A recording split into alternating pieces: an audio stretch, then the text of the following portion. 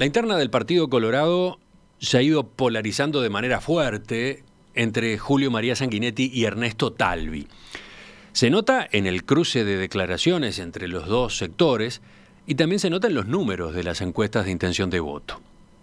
Este panorama no es el mejor para el senador José Amorín Valle, que ha quedado tercero en esa carrera. ¿Cómo hace el líder de Uruguay Ballista para recuperar posiciones? ¿Cuál será su estrategia? Vamos a conversar con él a partir de este momento, esta mañana. Senador Amorín, buen día, gracias por acompañarnos. Buen día, un gusto estar acá.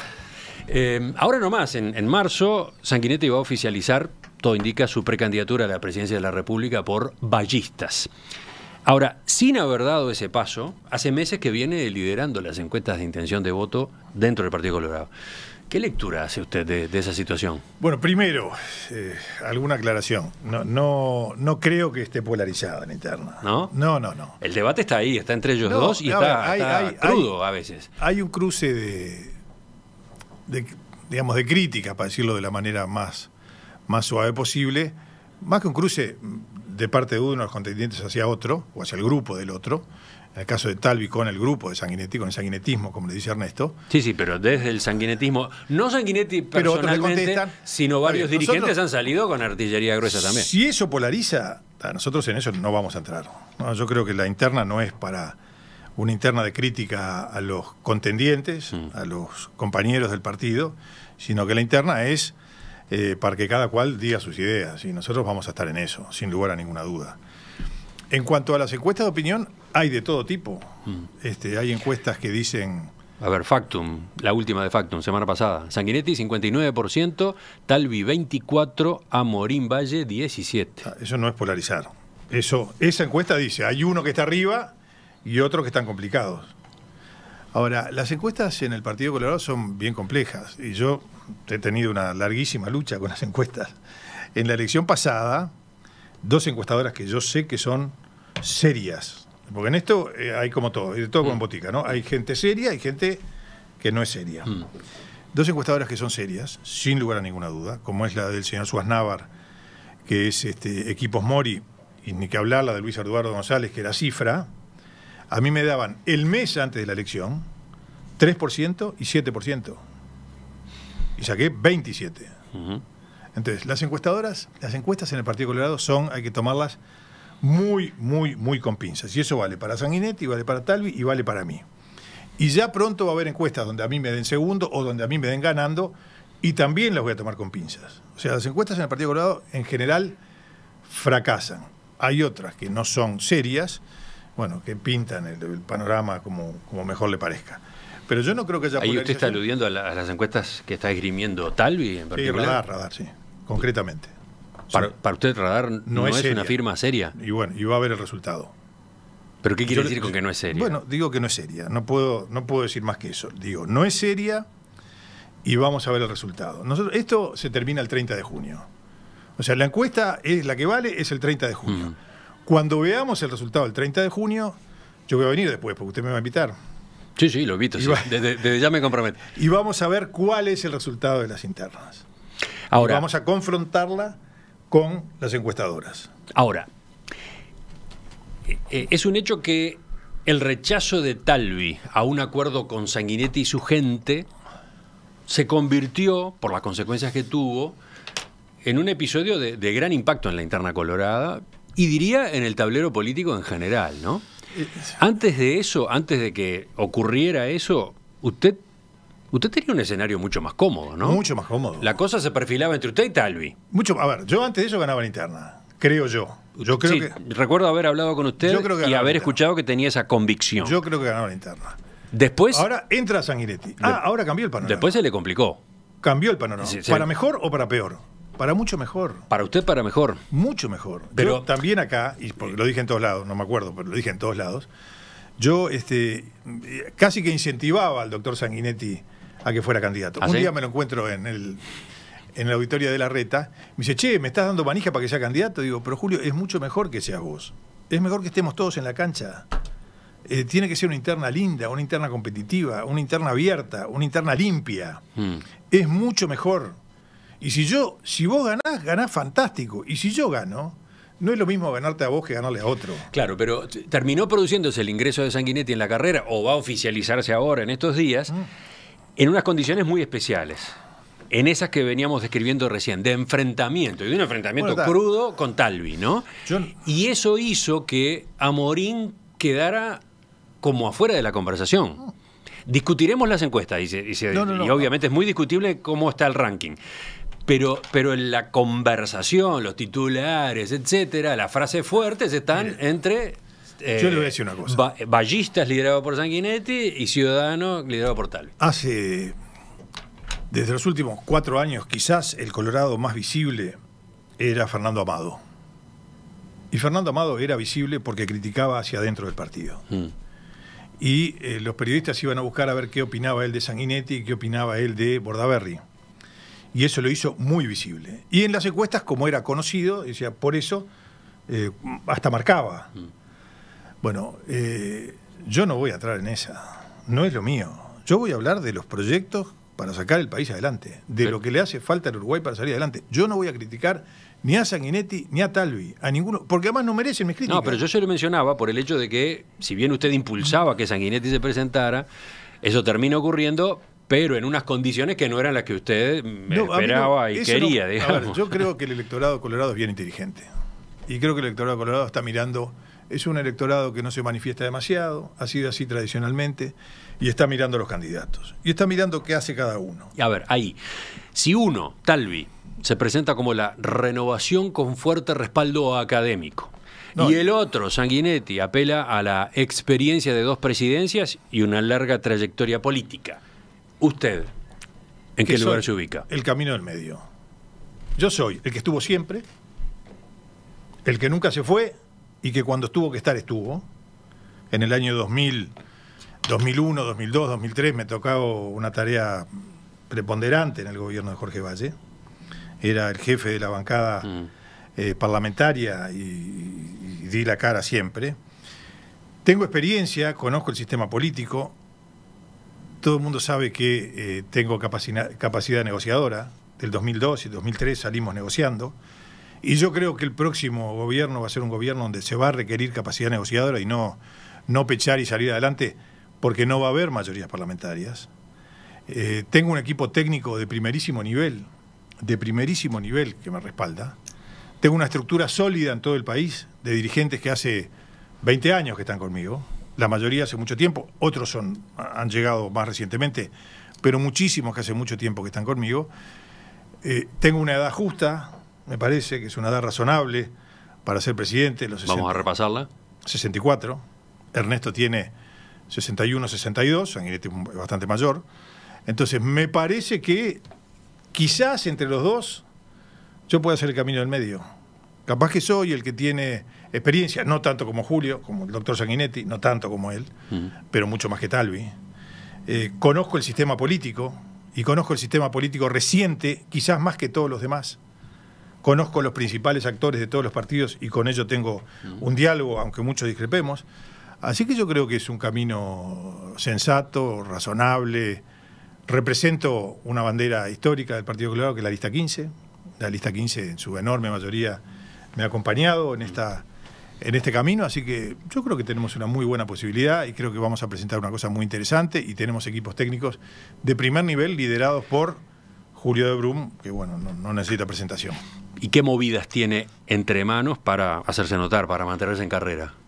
Bueno, el sábado pasado, el anterior, hicimos una reunión bien importante en Las Piedras, donde hubieron más de 500 dirigentes de todo el país, donde planteamos algunos temas importantes en algunas áreas. De eso vamos a hablar enseguida. Hablamos de educación, hablamos de seguridad, hablamos de economía, de trabajo, de cómo sacar el país adelante, y hablamos de medio ambiente, que es un tema que, por fin, espero yo que sea un tema importante en las campañas políticas uruguayas, en la medida que la gente se da cuenta que el medio ambiente tiene que ver también con la calidad de vida y con la salud de las personas. Ese, digamos, es su arsenal. No, eso lo presenta.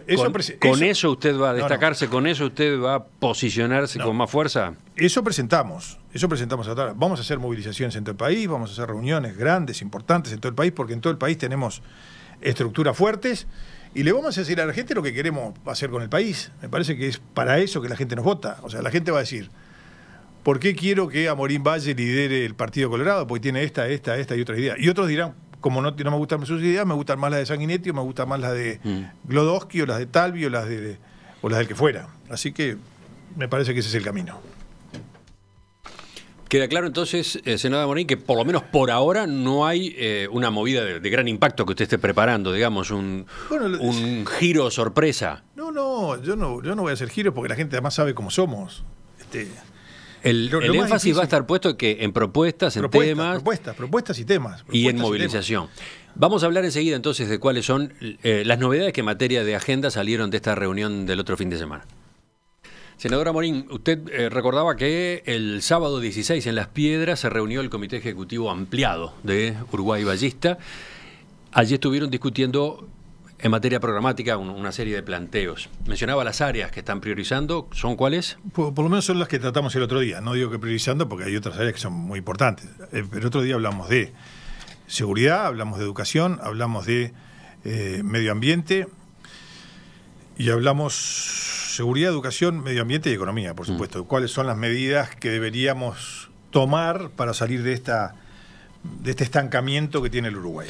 De economía ya hemos hablado con usted y con el propio economista Julio de Brun en la entrevista anterior. Me gustaría avanzar en otro par de capítulos de eso que usted mencionó. Por ejemplo, arranquemos por lo más nuevo, entre comillas, medio ambiente. ¿En qué sentido lo incorporan? Bueno, medio ambiente como parte de la vida de todos los uruguayos, de todas las personas. Medio ambiente uno tiende a verlo como una cosa separada a lo que es nuestra vida, y con algunos episodios que han pasado fuertes últimamente, y con otros que pasa constantemente y de alguna manera no le damos importancia, vemos que nos afecta directamente. El agua. Lo vimos en las playas, las famosas cianobacterias, que, digamos, por acumulación de fósforo en los afluentes del Río de la Plata, hace que con ciertas condiciones, con mucha lluvia, o sea, con agua no salada, con agua dulce y con bastante sol, esto se haya multiplicado y esto es peligroso para la salud humana. Y entonces estas playas que tenemos en Montevideo y en toda la costa, que son una parte de la democracia uruguaya, donde todo el mundo tiene acceso a esa maravilla que son nuestras playas, no solo la gente no puede ir, sino que los que van corren riesgo de salud. Y entonces, ante ese panorama, ¿ustedes cómo se plantan? Ante ese panorama, nosotros lo que queremos es tener una información ambiental en todo el país importante. Por ejemplo, y le voy a poner 20 ejemplos, pero pongo el más claro, un mapeo de áreas donde puede haber plombemia.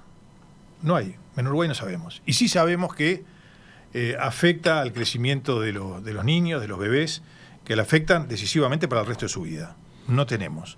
En Uruguay hace falta información ambiental.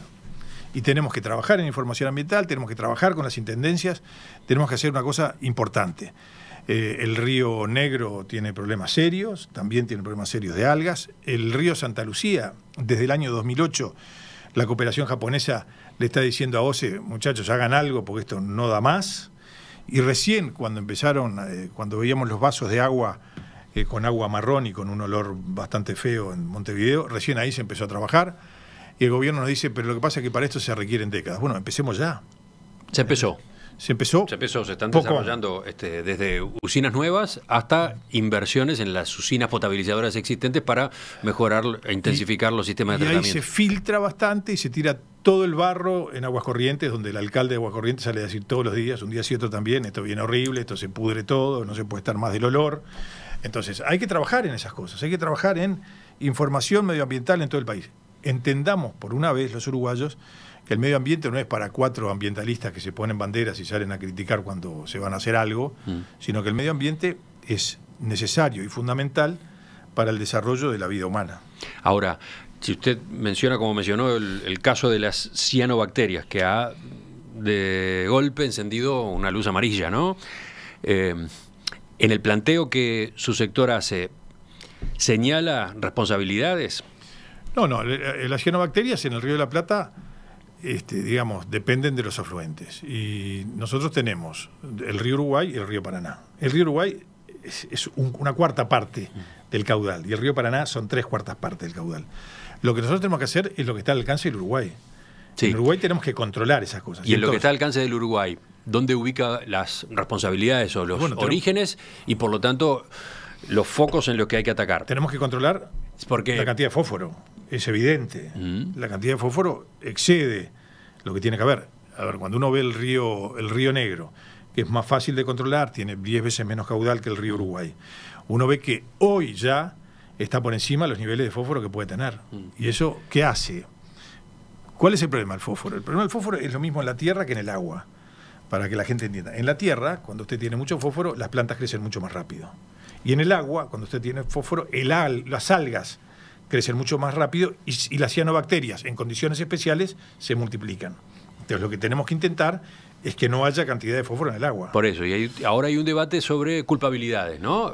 La actividad agropecuaria se señala, y en sus variantes, ¿no? Agricultura en especial, pero además producción lechera y ganadería incluso, ¿no? Bueno, con el caso de los feedlot. Ahí hay un campo a discutir. Y el otro es las industrias y sus efluentes y las ciudades y sus saneamientos deficientes o directamente inexistentes. En todo eso tenemos que trabajar. En todo eso tenemos que trabajar. Y tenemos que tener mediciones permanentes de qué está pasando en cada lugar del país. Y para eso el trabajo con las intendencias va a ser clave. Nuestro asesor en la materia es el ingeniero Andrés Aizar, que fue director de Medio Ambiente del Gobierno de Valle, es un hombre joven, un ingeniero muy capacitado, que nos dice que hay muchísimas cosas para hacer y que se pueden hacer. Y nosotros tenemos un compromiso de trabajar en ello. Me parece que por primera vez... Se está trabajando en ello. ¿Usted qué es lo que sostiene? ¿Usted sostiene que...? No, yo sostengo que durante muchísimo tiempo no se hizo nada. Y que cuando empezamos a ver estas consecuencias, por ejemplo, que no haya un mapeo de plombemia en todo el país, es una cosa enormemente negativa. Que en la basura no se trabaje como se está trabajando, cuando hay niños que viven entre la basura, cuando suponemos que pueda haber algunas causas que impidan el desarrollo normal de los niños, es un desastre. Que cuando usted, por ejemplo, ve enfermedades, y con esto no quiero ser alarmista, pero no se cruzan la cantidad de enfermedades con el tema medioambiental. Por ejemplo, hay 4 departamentos en Uruguay que tienen bastante más nivel de cáncer que otros departamentos. No sabemos por qué, quizás sea una casualidad. Pero no tenemos cruzamiento con temas medioambientales para saber por qué eso ocurre. Entonces yo creo que tenemos que darle muchísimo más importancia al medio ambiente, porque depende de la calidad de vida nuestra.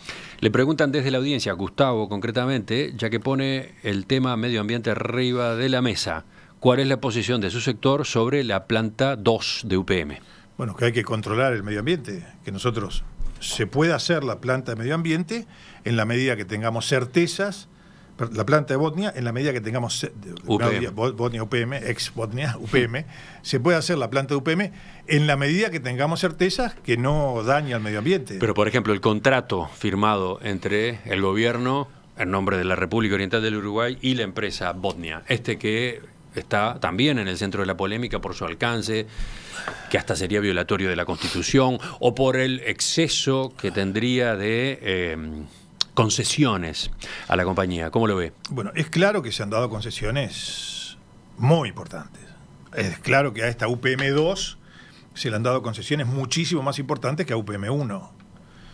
Ahora, la que puso las condiciones es la empresa. La empresa dijo, bueno, si ustedes quieren que yo me instale en el río Uruguay, me instalo. Ahora, si ustedes quieren que yo vaya al Río Negro, a esa zona, que ustedes creen que... Bueno, yo necesito cómo sacarlo. Así que ustedes me ponen la vía o yo no me instalo. Y el gobierno tomó la decisión de hacer todo este tipo de concesiones, que es una vía que va desde la planta hasta el puerto. El puerto lo tiene que hacer la empresa, una inversión bastante importante. Las carreteras alrededor de la vuelta las tiene que hacer la empresa.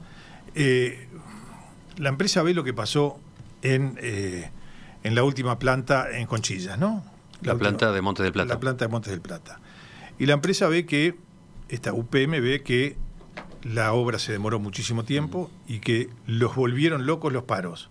Tenían 19 empresas distintas, 19 paros, cuando no paraba una, paraba otra, y le costó una fortuna terminar la empresa. Y entonces, ¿qué dice UPM? Bueno, mire, yo vengo, pero si ustedes me aseguran paz sindical, si no, no vengo. ¿Usted no cuestiona el acuerdo, entonces? No, yo digo que eso fue lo que... Se ha hablado de secretismo, se ha hablado de violaciones a la Constitución, se ha hablado de excesivas concesiones. Yo creo que las concesiones son excesivas, pero es que si no las hacían seguramente no venía UPM. Entonces, ¿Y a mí lo que me preocupa es... los otros puntos de crítica que yo mencionaba? ¿La forma como se negoció? Bueno, que fue absolutamente secreto. Ahora, vamos a ser justos. Cuando usted negocia con una empresa importante, no puede ponerla en la primera plana de los diarios. Yo creo que las concesiones son de más. Creo que este gobierno es un desastre negociando. Un desastre negociando. Ahora, la preocupación que tengo yo es, bueno, si yo soy presidente, ¿qué hago con este contrato? El problema es que el contrato no lo firma el presidente Vázquez, lo firma el Uruguay. Y cuando uno recibe un contrato firmado por el Uruguay, uno lo tiene que respetar. Y sobre las críticas, por ejemplo, las del movimiento que encabeza desde el punto de vista técnico, jurídico, Guainir Sartú, las críticas a la constitucionalidad o inconstitucionalidad. Yo con total franqueza no las veo tan claras. Y además, el problema nuestro es hasta un problema de coherencia. Cuando se hizo UPM-1, que se llamaba Botnia, nosotros defendimos la instalación de las industrias acá porque entendemos... Fue en el gobierno de Jorge Valle. Fue en el gobierno de Jorge Valle y entendíamos que esto era una política industrial a largo plazo. Cuando se hace la ley forestal en el 87, sabíamos que terminaba con la instalación de industrias, aserraderos, industrias de celulosa, pasta, en fin, todo este tipo de cosas podía ocurrir y debían ocurrir. Para eso se hizo la ley forestal, para dar trabajo en el Uruguay. Es política industrial a largo plazo. Cuando quisimos hacer la primera planta, el señor Vázquez, el presidente de la República, que hoy dice, me dicen que decían que iban a nacer niños con dos cabezas. Eran ellos los que decían que iban a nacer niños con dos cabezas. El Frente Amplio estuvo radicalmente en contra, porque decía que iban a nacer niños con dos cabezas, entre otras cosas. Cuando uno ve el cambio, la metamorfosis, la transformación del presidente Vázquez, que ahora no solo está a favor, sino que concede todo lo que tiene que conceder para que se instale otra planta, uno dice, bueno, esa es la forma de hacer política que yo no quiero. Esa es la forma de hacer política que le hace daño a un país, donde se engaña a la gente para conseguir un voto más y es capaz de pegarle un palo al país intentando que no se instale una planta que él sabe que es necesario que se implante, que exista. Por lo tanto, yo soy partidario de la inversión. Siempre soy partidario de las inversiones. Si usted me dice si yo hubiera sido presidente, yo no sé cómo fueron las negociaciones. Si yo hubiera sido presidente, seguramente hubiera exigido algo más. Yo no estoy conforme con la negociación tal como fue. Ahora, ya está. Y ahora el que tiene la iniciativa, el que puede decir qué es lo que hace, no es el Uruguay. Ahora es UPM. UPM en febrero del 2020 va a decir, me instalo o no de acuerdo a lo que haya hecho Uruguay. Eso así, a mí, me parece casi inconcebible. Senadora Morín, a propósito de la inquietud de su sector en el capítulo del medio ambiente y algunos lineamientos que usted recién esbozaba, tengo un par de preguntas, por lo menos un par, de la audiencia. Esta que viene de un celular terminado en 385. ¿Cómo piensa manejar el tema medioambiental con el resto de su discurso liberal de menos Estado y menos regulaciones? Bueno, yo creo que hay que achicar un Estado que está gordísimo hoy, no tengo la menor duda. Creo que está lleno de regulaciones que cualquier pequeño empresario que quiere poner una empresa se enloquece dando vueltas por todo el país para ver qué puede hacer para arreglar. Y eso no tiene nada que ver con el medio ambiente. Yo creo que el medio ambiente hay que respetarlo. Y nosotros, hay una cantidad de normas que tienen que ser respetadas en todo sentido, también medioambientales. Y nosotros, normas medioambientales... Allí habrá que reforzar el Estado. En esa materia hay que agregar funcionarios y técnicos. Yo no soy antiestado. No, yo no soy antiestado. Creo que el Estado tiene que hacer una cantidad de cosas muy importantes. Nosotros decíamos, el Estado es el escudo de los débiles. Eso es vallismo. Y bueno, y los débiles hoy pueden ser, entre otros, esa cantidad de personas que son afectadas por un medio ambiente que nos ataca. La otra pregunta viene por WhatsApp de Gustavo. Pregunta básica para Morín Valle, dice. ¿Qué tipo de desechos domésticos van en los contenedores naranjas? ¿Cuáles en los verdes? No. ¿Qué hace con los envases plásticos de desecho en su hogar y en sus oficinas? Bueno, le voy a decir una cosa. En mi casa, mi señora es fanática defensora del medio ambiente.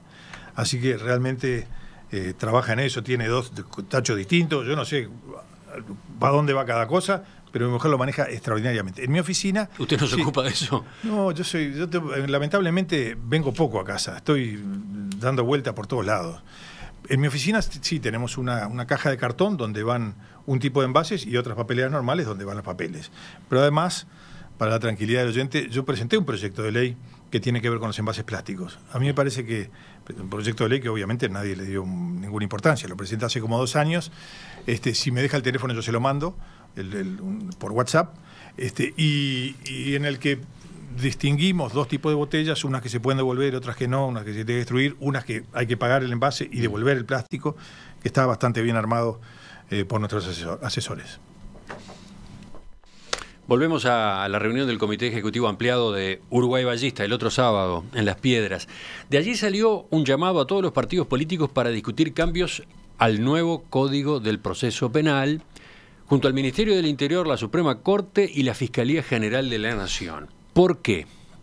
Bueno, primero porque somos responsables del Código, porque si bien nosotros hay una cantidad de artículos que no votamos el Código en general, y los legisladores somos responsables del buen funcionamiento del Código. Lo votamos nosotros, nos dieron cierta información, nos pareció que estaba bien y lo votamos. Por lo tanto, creo que tenemos que hacer un seguimiento para ver si hay que hacer algunos cambios. Pero ahí, discúlpeme que lo interrumpa allí, usted lo decía, el nuevo código fue una ley que se trabajó largamente en el Parlamento y donde todos los partidos políticos acompañaron. Entró en vigencia en noviembre de 2017, hace apenas 14 meses. Desde entonces ya tuvo varios cambios, en algunos casos votados por todos los partidos. Exacto. ¿No tiene que haber una autocrítica de todo el sistema, en particular de la dirigencia, sobre cómo se legisla? A ver, esto se trabajó mucho y tuvimos muchísimas personas informando, muchos fueron a la comisión y nosotros tenemos la certeza de que estaba bien. Es más, yo todavía no estoy seguro de que esté... Creo que hay algunas cosas que hay que modificar, creo que en general el código está bien, sobre todo es muchísimo mejor que el que había antes. Ahora, cuando yo pido de reunirnos todos es para asumir responsabilidad. Sí, pero la otra lectura es, ¿no están legislando superficialmente? ¿No están analizando sin ir a fondo los asuntos o sin el respaldo técnico necesario? En este fuimos a fondo y con todo el respaldo técnico. Ahora, después de que un cambio tan fuerte como el código anterior, con este código, se genera... Nosotros tenemos que ver una cantidad de cosas. Y yo, por supuesto, que me he estado informando, he tenido conversaciones con autoridades que manejan el tema. Entre otras cosas, nos dicen, por ejemplo, que los datos que daba el Ministerio del Interior de cantidad de delitos, cuando se empezaron a transparentar los datos, se multiplicaron. Digamos, pasamos, por decir una cifra aproximada, de 250.000 delitos a 320.000. Por lo tanto, los fiscales que se necesitaban para esto aparentemente no dan abasto. Y el centro del código, que es el proceso oral, se utiliza hasta ahora en poco más del 3% de los casos. En todos los demás se utiliza lo que se llama el proceso abreviado, que es este acuerdo entre el fiscal y el abogado defensor, donde el delincuente asume que cometió el delito y se negocia la pena. Eso está previsto. Es una posibilidad del nuevo marco. Eso es una posibilidad del nuevo marco, y cuando nos hablan del 3% de los casos, que solo el 3% pasan al proceso oral, bueno, yo empecé a investigar qué pasaba en otros países. Y en realidad, por ejemplo, en Chile, donde hace más de 10 años que está funcionando esto, el 6% pasan. Entonces, es de prever que esto vaya aumentando. El grueso terminan siendo efectivamente acuerdos. El acuerdos grueso entre las dos partes. En todo el mundo, en ningún lado se supera el 20% de casos de juicio oral. La enorme mayoría son acuerdos, siempre. ¿Qué pasaba antes en Uruguay? Porque uno lo que dice, bueno, a ver, ¿y entonces antes cómo era? Bueno, antes el juez recibía el tema, procesaba, lo metía preso y ahí quedaba el expediente. Y lo que hacían los abogados penales, el juicio al final, en algún momento iba a haber una sentencia, pero no, casi que no funcionaba más el expediente. Y la tarea de los abogados penalistas era sacar el preso de la cárcel. Bueno, ahora cambió y es una cosa, a mí me parece que es bastante más justo. Los procesos son mucho más cortos, pero el sistema no da abasto para que todos sean juicios orales, ni acá ni en ningún lugar del mundo. Ahora, hay episodios donde los fiscales se equivocan y asumen que se equivocan. Por ejemplo, el del caso, para poner el caso más notorio, el del caso de el fiscal que permitió ir de vacaciones a Balizas a una persona que había cometido delito. Sí, un joven que protagonizó incidentes con periodistas en el centro de Montevideo. Exacto. En las protestas por la cumbre del G20 en Buenos Aires. Un fiscal le imputó el delito de violencia privada, luego acordó con la defensa una pena alternativa a la prisión y aceptó que el acusado terminara de cumplirla después de sus vacaciones en Balizas. Bueno, ese caso como que impacta. Armó mucho escándalo. Sí, claro, ese caso impacta. Entonces tenemos que ver cómo se solucionan esas cosas. Otro caso. Eso yo creo que más bien tiene que ver el juez, ni siquiera la policía. Una persona comete un homicidio, lo mandan a que cumpla la pena en su casa con una tobillera.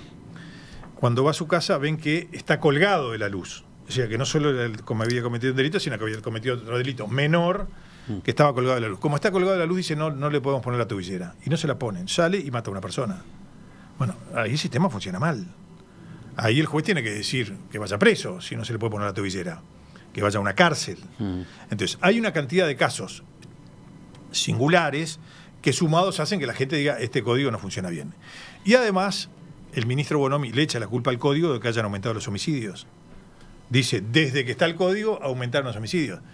Y no es culpa del código. Digo, es evidente que los homicidas no salen a matar gente porque hay un nuevo código. Vázquez dice que no pudo disminuir el 30% de las rapiñas porque hay un nuevo código. No es así. Pero además fueron ellos los impulsores del código. Sí, uno de los argumentos es que hay más delincuentes libres. Delincuentes que con el régimen anterior iban a la cárcel de una y ahora como se trabaja de esta forma con todas estas variantes del nuevo código. Acá deberían ir a la cárcel de una.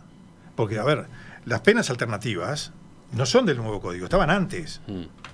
No, eso no es del nuevo código. Ahora, ¿tenemos la obligación de revisar el código? Sí, claro que la tenemos. Y entonces yo hice este llamamiento para que nosotros, que somos los responsables de haberlo votado, nos hagamos responsables del seguimiento y de que esto funcione lo mejor posible, porque la gente en materia de inseguridad está con preocupaciones enormes. Pero por lo visto usted no es de la idea de que el propio código del proceso penal requiera demasiados cambios. No, algunos cambios requiere seguro.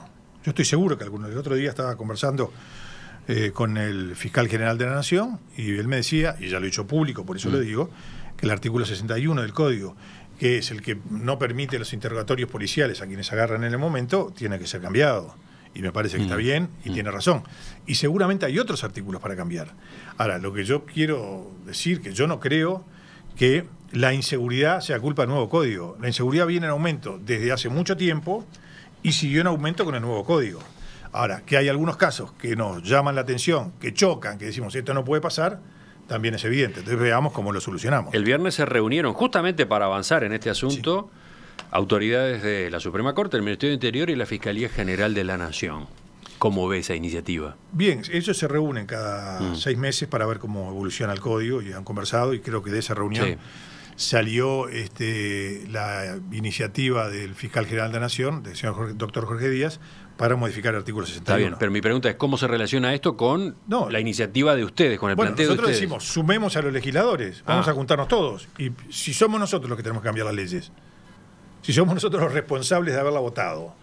Bueno, como somos nosotros responsables de haberlo votado, pongamos el tema arriba de la mesa, díganos cuáles son las cosas que están funcionando mal, según ustedes, que son los que aplican el código, y nosotros trabajaremos para transformar estas críticas en una cosa que funcione. Pero esto es una medida para ahora, no para cuando usted sea presidente si termina siendo electo. No, para ahora. A ver, yo soy senador ahora.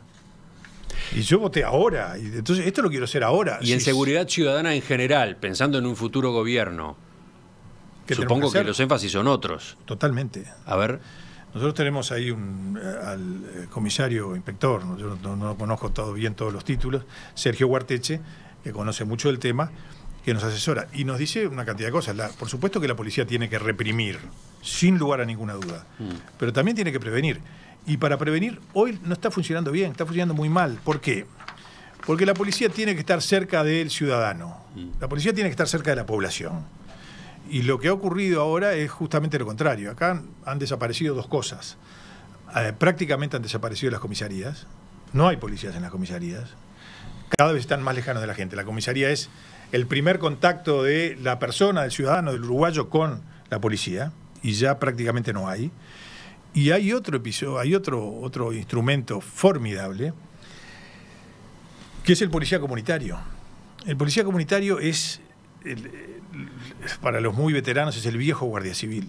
Es el que conoce los problemas del barrio, es el que soluciona. Cuando una mujer se queda con hijos sin vivienda, él va a buscar la vivienda, busca aquello, busca esto. Está cerca de la gente, tiene información que no tiene nadie. La policía comunitaria tiene una tarea formidable para cumplir en Uruguay. Y este gobierno la ha disminuido mucho. Entonces la policía comunitaria dentro de las comisarías es algo clave. Todavía hay policías comunitarios. Y cuando uno va por el interior y habla con los comisarios, habla con cómo funciona, te dicen, este policía para mí es clave. Es gente que tiene mucho tacto, que tiene que ser elegida especialmente, que tiene psicología, que sabe funcionar con la población. Estas cosas son claves en la prevención. ¿Y cómo entra en ese cuadro el doctor Pablo Pernas? Bueno, el doctor Pablo Pernas tiene una visión más cercana a la represión. No sé si los oyentes saben de quién estoy hablando. Estoy mencionando a este candidato a diputado que acompaña a Morín Valle en el departamento de Salto. Un abogado penalista que se define como uno de los Bolsonaro de Uruguay, sí, y que se presenta con su propuesta de mano dura y plomo. Mano dura y plomo, bueno. ¿Eso es compatible con los lineamientos básicos, esto que usted venía esgrimiendo recién? Es compatible en el sentido de que es una parte de lo que hay que hacer con la seguridad, sin duda. Una de las partes que hay que hacer y de lo que tenemos que ser muy firmes es en represión. ¿Usted coincide con las ideas que él maneja? Con muchas de las ideas que él maneja, dice, sí, con otras se debe no. modificar el Código Penal para que si un lumpen entra a tu casa o tu comercio, lo puedas limpiar. No, a mí eso no me parece bien. Está claro que no. Él habla, esa es la síntesis, ¿no? Muy espectacular. Después él dice, hay que modificar la legítima defensa porque hoy, si entra un lumpen a tu casa y lo matás, tenés un grave problema, estás obligado a acreditar que hubo una dosificación de fuerzas. Bueno, yo lo que creo es que la legítima defensa sí hay que modificarla. Yo comparto muchas de las cosas que dice Pernas. En realidad, en lo que uno puede disentir es en la forma en que se dice. Yo lumpen, a mí la palabra lumpen es una palabra que se usaba mucho en la década de los 60 y los 70, cuando los partidos de izquierda, radicales de izquierda, trataban a la gente más humilde que no los votaba. Le decían el lumpenaje. Bueno, a mí no me gusta. A mí esa expresión a mí no me gusta. Ahora, otra frase de Pernas. Hay que modificar la ley de procedimiento policial porque hoy el policía, para utilizar el arma, tiene que esperar que el delincuente esté armado y trate de utilizar el arma. Perdón. Tiene razón. Una de las cosas que está pasando en el Uruguay es la absoluta falta de respeto que tienen los delincuentes con la policía. 2 o 3 veces por semana nos enteramos de que a los policías los rapiñan, les roban el arma y les roban el chaleco antibalas. Eso parece que es una cosa normal. Bueno, eso en una policía respetada en el mundo no ocurre. Y para eso la policía tiene que tener elementos para disuadir y para impedir esas posibilidades. O sea que también ahí en el fondo usted coincide con Pernas. Yo coincido absolutamente con Pernas de que el policía, dentro de la ley, tiene que manejarse con firmeza y tiene que tener derecho a defenderse. Un planteo más general que hace. Tiene que haber un aumento de penas. El delincuente tiene que saber que si asalta una estación de servicio puede terminar en un cementerio o pudriéndose en la cárcel. No, yo no soy partidario de la cadena perpetua ni de la pena de muerte. No, ya lo he dicho muchísimas veces. Yo creo que cuando uno comete un delito muy grave, hoy la pena puede ser de hasta 45 años. Si la justicia puede aplicar pena de hasta 45 años, a mí me parece que 45 años da como para que la gente purgue la pena por el delito que cometió. Eso es desde hace mucho tiempo en Uruguay y me parece que no hay que cambiarlo. Entonces usted es un tibio. No, yo no soy un tibio. No, digo en la terminología de Pernas, porque él dice... No, bueno, pero a ver, Pernas tampoco es el centro. Él critica el sistema político, dice, hay una manga de políticos truchos, falsos y tibios que no dicen lo que piensan porque quieren quedar bien con Dios y con el diablo. No quiero que haya confusión a la hora de votarme, quiero que la gente sepa qué está votando, no quiero ser tibio ni falso y voy a decir todo lo que piense, aunque sea políticamente incorrecto. Me niego a seguir en Uruguay apoyando políticos tibios. Bueno, a mí se ve que no me considera tibio porque me apoya. En realidad, ¿y usted se siente cómodo con ese apoyo? Pernas es uno de las 14 listas que tiene Uruguay Ballista, la lista 15 en Salto. Germán Coutinho tiene 14, 15 listas, Pernas uno de ellos, a quien conozco muy bien, es un hombre muy trabajador, tiene ideas claras en la materia. No coincido yo con todos mis candidatos en todo el país. No coincido en todo. Con Pernas coincido en muchas cosas coincido. Y en otras no. ¿Y le hace bien a usted, a su candidatura, no, a mí no me hace, tener a alguien que se presenta como uno de los Bolsonaro de Uruguay y que utiliza esa terminología? La gente a mí no me va a votar ni a favor ni en contra por Pernas. Pernas no me va a sumar ni me va a restar. La gente me va a votar por lo que yo digo acá, por lo que yo digo en todo el país, porque la gente a esta altura del partido más o menos sabe quién soy. Yo soy bastante previsible, yo le comentaba a usted, soy bastante previsible. A ver, hay candidatos que uno dice, ¿y este dónde va a estar dentro de 5 años? De mí ya saben, yo soy colorado, ballista y de la 15 y fui así toda la vida y voy a seguir siendo toda la vida. Y voy a defender las ideas que defendí siempre. No voy a cambiar, no voy a hacer un día esto y mañana me pongo más violento con aquel. No, es mi forma de ser. Y me van a votar por mi forma de ser. Así que en el interior o en Montevideo puede haber cualquier cantidad de candidatos que tengan su posición y yo la respeto porque soy liberal y creo que está bien. Y creo que al final el vocero general del partido y del sector soy yo y las decisiones las tomaremos después, cuando sean electos diputados, entre todos con tranquilidad. Pero Perna a mí no me quita nada y me parece bien que opine como él quiere opinar. Senador José Morín, gracias por visitarnos esta mañana. Muchísimas gracias. Volvemos a conversar en cualquier momento.